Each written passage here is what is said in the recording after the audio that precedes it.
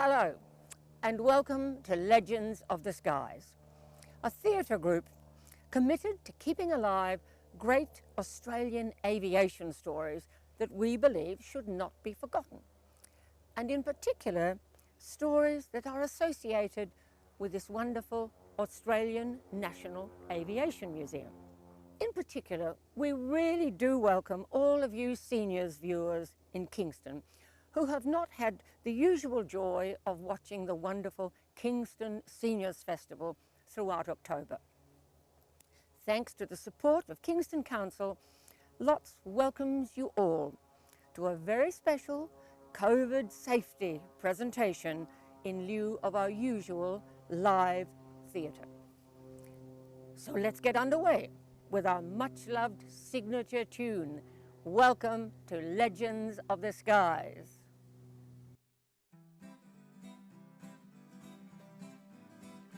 Welcome to the Legends of the Skies, where you'll learn Oz history. We will tell of men and women who flew planes expertly. Admiration of the nation, there is pride in all our eyes. Their tales should be remembered, they are legends of the skies. We will tell of planes and pilots who have served Australia well. In wartime and in peace too, they are stories we must tell. Admiration of the nation, there is pride in all our eyes. Their tales will be remembered, they are legends of the skies.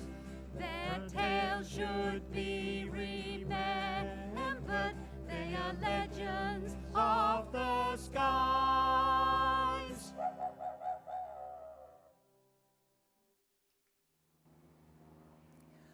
Unless you're very young, some of you at some stage would have tried to read those huge trailing white letters way up in the sky. How were they made? And who made them?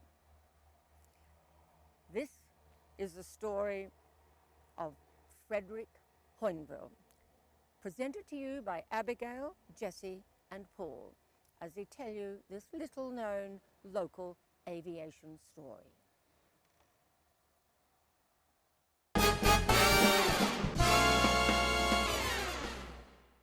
Welcome to another great story associated with the National Australian Aviation Museum in Moorabbin. Tonight, we introduce you to Frederick Douglass Hoinville. When you look up into the sky and see written messages, have you ever wondered how they got there? Well, the person that writes those special letters is our special guest tonight. We would like you to welcome Fred Hoinville, skywriter, Glider pilot, and aerobatic champion. Thank you, ladies. I'm glad to be here. First of all, Fred, what are those letters in the sky made of? Smoke. Smoke, they look like clouds to me. Well, clouds of smoke, actually. And how do you make clouds of smoke? Well, first of all, you have to get up there. I do that in my faithful companion, Brolga, the name I've given to my tiger moth aeroplane. How high do you go? On average, 15,000 feet, sometimes as low as 13,000 or as high as 17,000. Depends on the winds. Oh, wow. Well, Brolga must have some special modifications then, right? Oh, just a couple of minor ones. I've fitted a fine pitch propeller which allows me to climb faster, just like a low gear in a car allows it to accelerate faster. The other modification is a smoke generator, which is basically a tank filled with a special oil which is allowed to flow into the hot exhaust pipe, which immediately turns the oil into smoke. Right. So how big are the letters you write? Well, usually half a mile long. The difficult part is that I have to write all the letters backwards so that they appear the correct way round from the ground. But it's 17,000 feet. Well, even at 13,000, don't you find it hard to breathe? Well, not really, young ones, because you see, I don't smoke or drink. And all my brain and lung cells are still doing what they're meant to be doing. So, there you go. But hey, it'd be pretty cold at 15,000 feet. Very. Here, in the broiling heat, I have to dress as if for the Arctic cold. I wear woolen underwear, sweaty pants, inner flying suit, outer flying suit, 2 pairs of socks, wool-lined flying boots, woolen balaclavas, leather helmet lined with lamb's wool, and a Perspex face shield. Yuck, uncomfortable. How many people in Australia are skyriders? Just one. Me. The art of skywriting originated in the smokescreens of World War I. It was commercialised by an Englishman, Major Savage, who in 1918 demonstrated the art in Australia. But it was not until I revived it in 1952 that skywriting was seen again in Australia, originally based in Sydney. But I soon moved to Melbourne and based my operations at the marvellous Moorabbin Airport, right here in Kingston. Moorabbin Airport, the place to be! Moorabbin Airport, the place to be! You go, girl. Oh my goodness! How special! So, Fred, how long have you been flying and what actually sparked your interest? Well, it was 1943 and I was surfing at Bondi Beach in Sydney when I saw a tiny moth aeroplane skimming across the waves, quite illegally I found out later. It was from a flying school at Mascot Aerodrome and I was soon there inquiring about flying. A week later I had my flying lessons and bingo, it was not long before I had my licence at the ripe old age of 35. You obviously love the freedom of being in the air. Yes, the feeling of freedom from the shackles of the earth and being in a truly third dimension is something almost impossible to describe. Now, my research here tells me that you're also a very experienced glider pilot.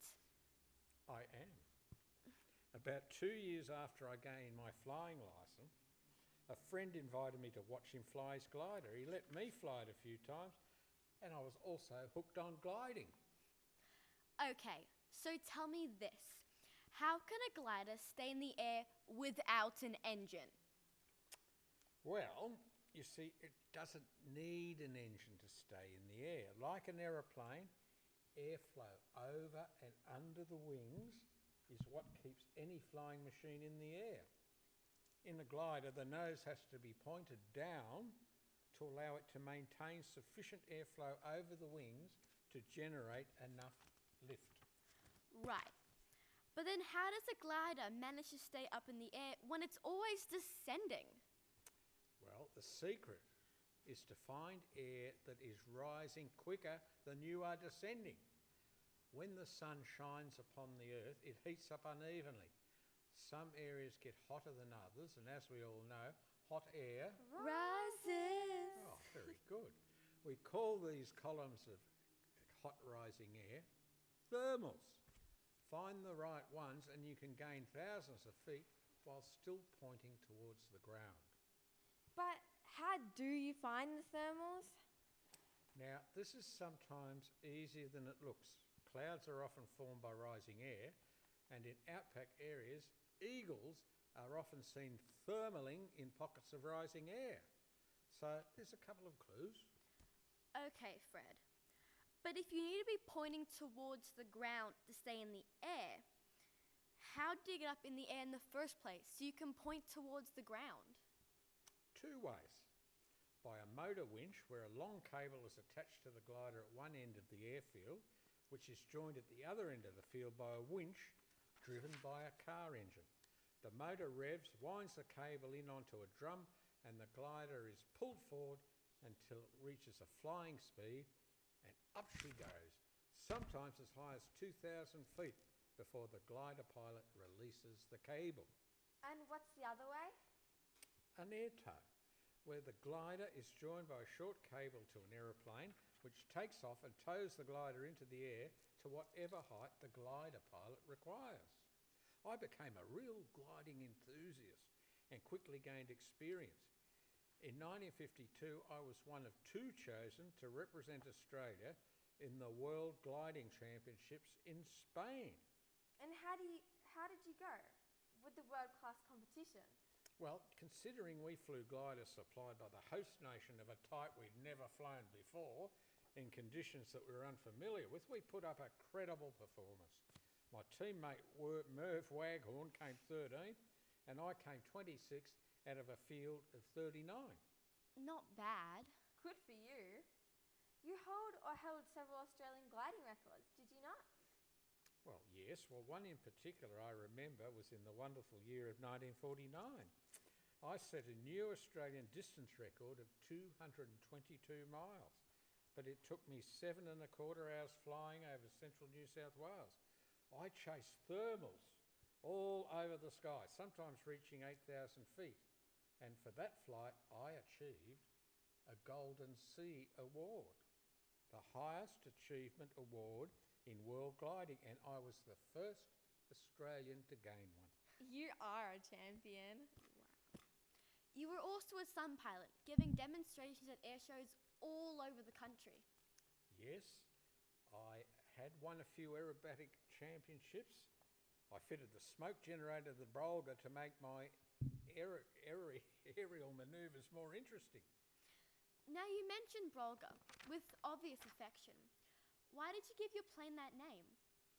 Well, the Brolga is sometimes known as the native companion, is a slow-flying, long-legged Australian bird which performs graceful dances in bush clearings, an appropriate name for my slow-flying tiger moth while performing graceful aerobatics in clear sky. Now, we're told you've written a book about your flying experiences. I have, and you can read all about me in this book. It's called Halfway to Heaven.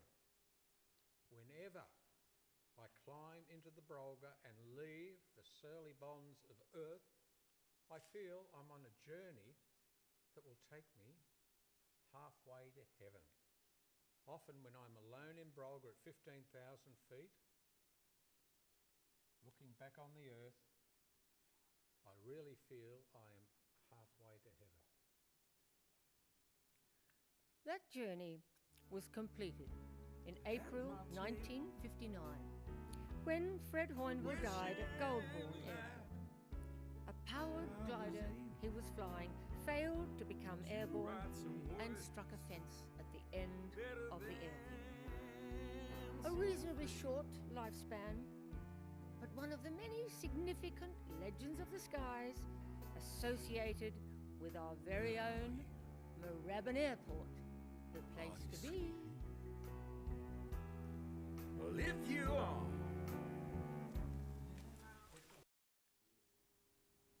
Of course, mystery has always been, and despite huge steps forward, still is, a part of aviation adventure and travel. Alison is going to read to you her ballad of a mystery surrounding a young pilot who also flew his plane out from Moorabbin Airport. This is the James Knight story.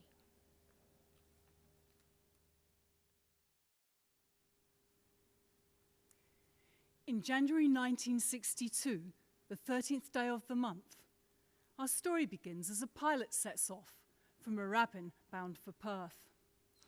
A pilot sets off bound for Perth, a pilot named James Knight, in his Wacket train of VHBEC on a long and challenging flight. He landed at Nil to take on fuel. At Whyalla he spent the night. Next stop, Ceduna.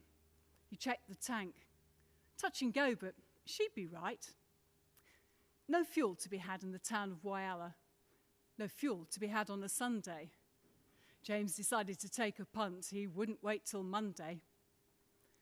Not even a sniff of fuel was left as he came into land. With a wing and a prayer, he dropped from the air and puttered along in the sand. He reached Ceduna by the skin of his teeth, filled his fuel tank straight away. On a whim, he bought some oranges to keep him refreshed next day.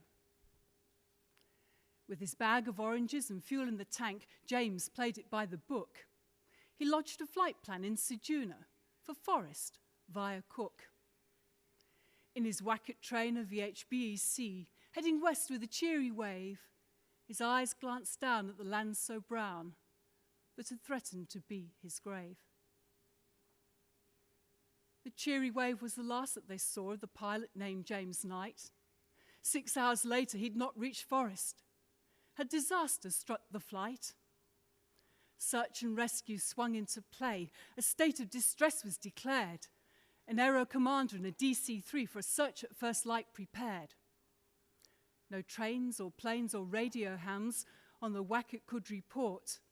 They called James Knight on his VHF. But answer came there not. The rescue planes swept over the land around Ceduna Cook track, but they found no fires or signal lights. James Knight wasn't coming back.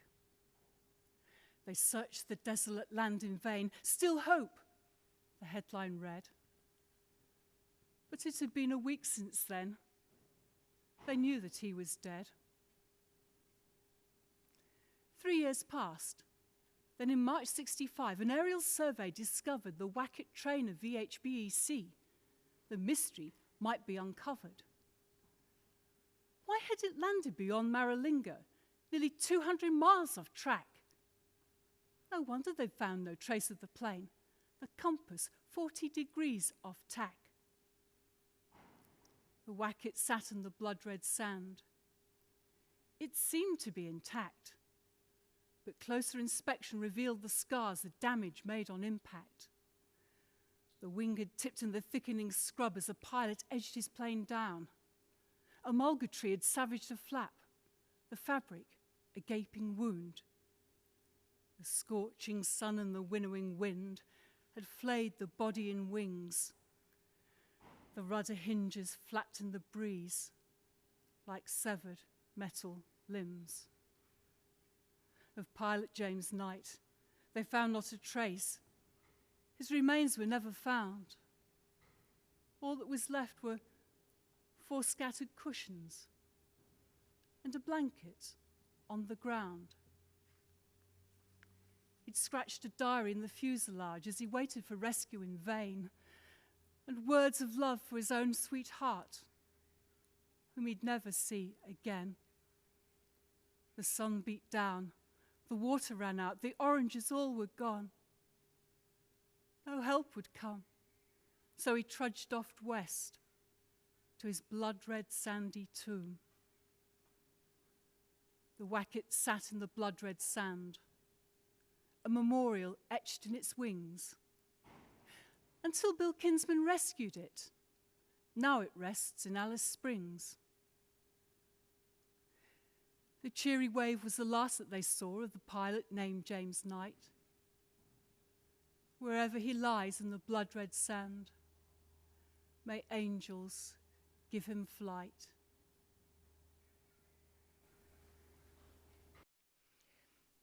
It was smaller and slower planes that featured in the early days of aviation, of course.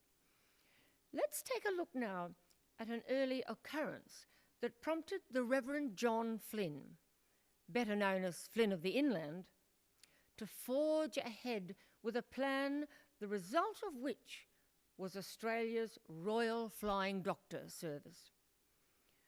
When the RFDS began operating, they used the versatile Tiger Moth, a marvellous example of which is right here in the Australian National Aviation Museum. Our musicians Justine, Bob, Colin and Paul, with Peter and Ray, will now share with you the Jim Darcy story.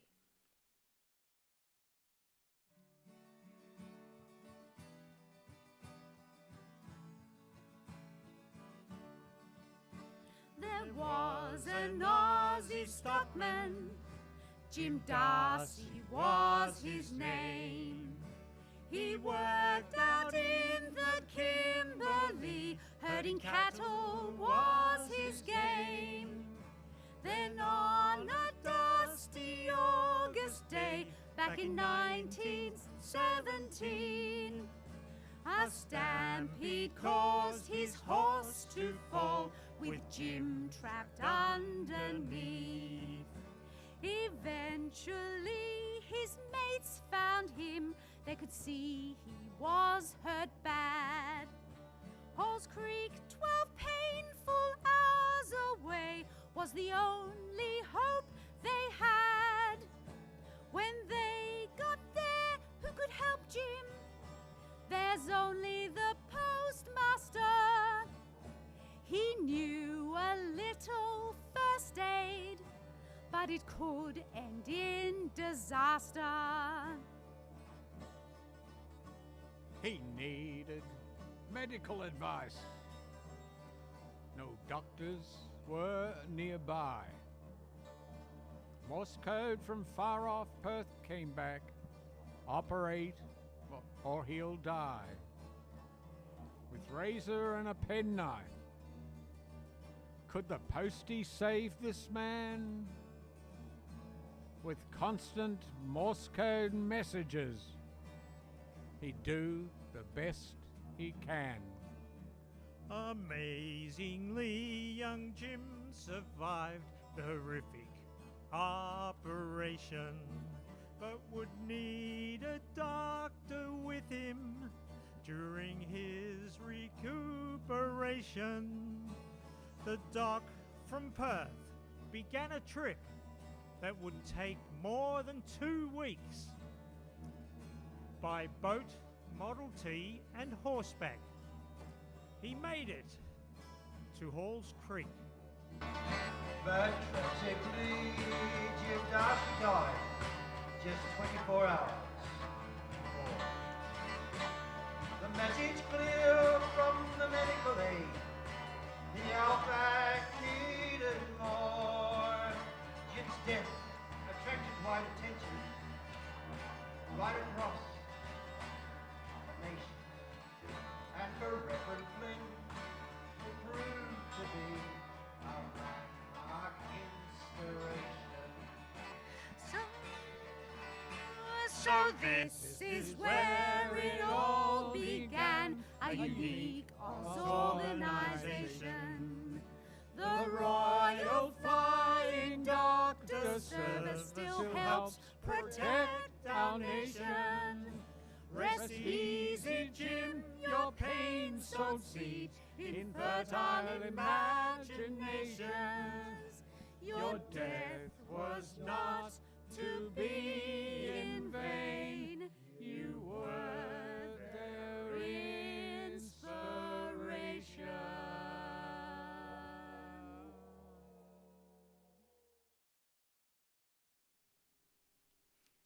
That song was written by our producer and co-founder of Legends of the Skies, Jim Williams.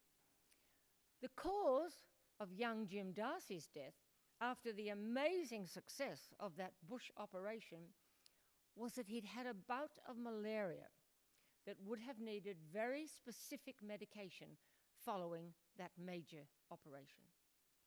Only a qualified doctor would have recognized those malaria symptoms. Doctors were urgently needed in the outback. Aeroplanes would get them there quickly.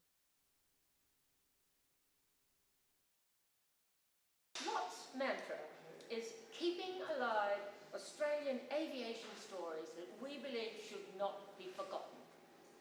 So as well as presenting stories of, for example, Sir Charles Kingsford Smith or young Harry Hawker, after whom the Moorabbin Airport is named, we also like to pay our respects to many people you may never have heard of, ordinary people who achieved extraordinary aviation success. Indeed, sometimes were instrumental in saving our country. One such name is Friedrich David, And I'd now like to invite Lana, David and James to take you back to the precarious state of Australian aviation in a time of desperate need, World War II. This is the story of the Boomerang aircraft, and it was written by Alison Knight.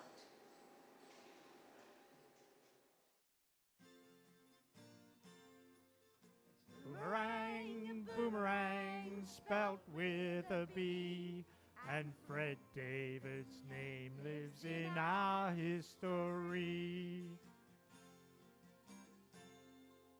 Born in Vienna in 1900, Friedrich David excelled at engineering.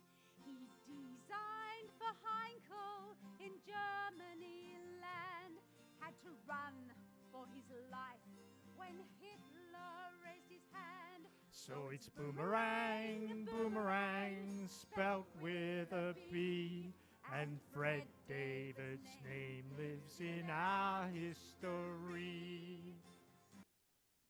You know what they say about boomerangs. They always come back home. This is the story of Friedrich David, otherwise known as Fred. In December 1941, when Australia was critically short of military aircraft, he began work on the Boomerang fighter to defend the country to which he'd fled in fear of his life. While most of those Boomerang fighters got back home, Fred David never did. Fred was born in Vienna in 1900.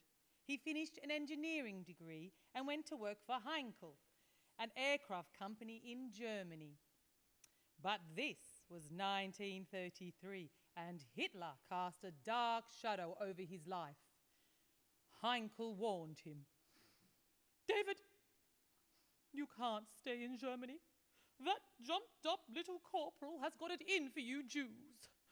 Look, I've pulled a few strings and got you a post in Japan." And so to Japan he designed planes with skill, converted a Heinkel dive bomber to kill, but lethal it proved against the US of A, causing fatal destruction in Pearl Harbor Bay. Yes, having escaped Germany, there I was in Japan, redesigning Heinkel dive bombers for Japanese bosses, working under license for the Japanese Navy. Project Conversion of Heinkel dive bombers, as you've just heard, proved tragically successful and was instrumental in the bombing of Pearl Harbor in 1941. But that was a few years later. In the late 1930s, as the world marched inexorably towards war, Friedrich came to the detention of the dreaded Kampai-Tai, the Japanese secret police. It seems that my Jewish background made me an object of suspicion in Japan as well as Germany, and so I fled again, in fear of my life, to Australia, just as war broke out. Fate has a way of taking a hand. In 1937, Fred reached our land, and here in Australia he designed with skill. Now Japanese forces were the target to kill. Fortunately for Fred David, and indeed for Australia, Lawrence Wackett had become director of the newly formed Commonwealth Aircraft Corporation. And recognising Fred's talents, he offered him employment. Mr. David, now with your experience and qualifications, I think you're just the sort of chap we're looking for. Got a job in mind? Very hush-hush, you know. Mum's the word. In the 1930s, Australia lacked manufacturing capability and was thus heavily dependent on Great Britain to supply aircraft. It was therefore the Commonwealth Aircraft Corporation's view that Australia should manufacture its own fighter planes. Set up Lawrence Wackett from our CAC, Commonwealth Aircraft Corporation emergency. Desperate times needed planes quick and fast. Bombing of Darwin has left us aghast. As you can imagine, if war breaks out in the Pacific, deliveries will be impossible. Australia will effectively be left defenceless. And it's far too risky to rely on supply from Britain or America for our national security. How many times have they promised us aircraft and then had to divert them elsewhere? As Sir Lawrence predicted, supply lines were severed in 1941. Fred David was immediately tasked with designing a fighter plane that the CIC could put in production as quickly as possible. And that's how the Boomerang came into being. This was a time of national crisis. In December 1941, when work on the Boomerang design began, Japanese fighter planes bombed Pearl Harbor. 3 naval battleships on their way to bolster Australia's defences were sunk. Then early in 1942, Singapore fell. There was a Japanese air raid on Darwin. We had no defences. Over 200 dead. My experience of adapting the Heinkel for use in Japan proved useful for the task of designing the Boomerang. But it was just a stopgap, really. We always knew that it wouldn't compare with the RAF Spitfire or Hurricane. A stopgap that outperformed both the Val and the Claude, earlier models used by the Japanese. And incredibly, the flight of the first Boomerang prototype took place a mere 14 weeks after Fred first put pencil to paper. Well, Australia had no fighters at all. And what we could offer would be vastly superior to any aircraft at that time in Australia. Any fighter which could destroy a Japanese bomber or a shipborne reconnaissance aircraft would be of value, if only for second-line defence. The Boomerang was designed with an emphasis on manoeuvrability and the ability to withstand combat stress. The conception, design and construction of the Boomerang was a truly remarkable feat. But despite Fred's continued effort to the Australian war effort, he was still required to make the trip from the top-secret CAC industrial complex to report to the local police station every 2 weeks. All enemy aliens are to present their papers. Failure of enemy aliens to present their papers will result in immediate arrest. Seems that I was an undesirable everywhere I went. If I had not reported in, I would have been arrested. So this poor hunted migrant fled from here to there, always designed to send terror to the air. But no home for Friedrich David, the skilled refugee, a wandering Jew for eternity. The Boomerangs had variable success. They performed poorly at high altitude and had a low top speed. But they were the best available and did manage to drive off Japanese attacks, even if they couldn't get close enough to gun them down.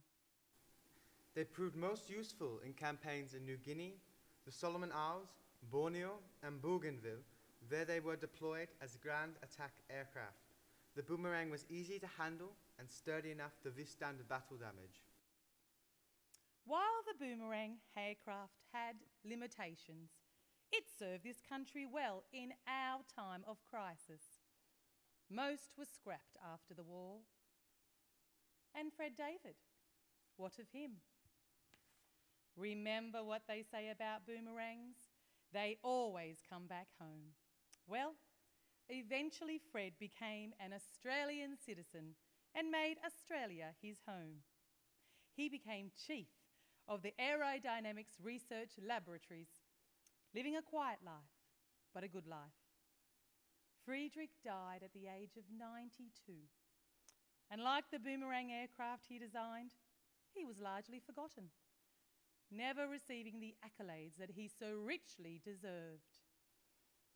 Fred David, the wandering refugee to whom Australia owes much gratitude. Fred's adapting experience held up a lot. He designed the boomerang defensive aircraft. No permanent home for so long for this man. He now rests with thanks on Australian land. So it's boomerang, boomerang, spelt with a B. And Fred David's name lives in our history. So it's boomerang, boomerang, spelt with a B.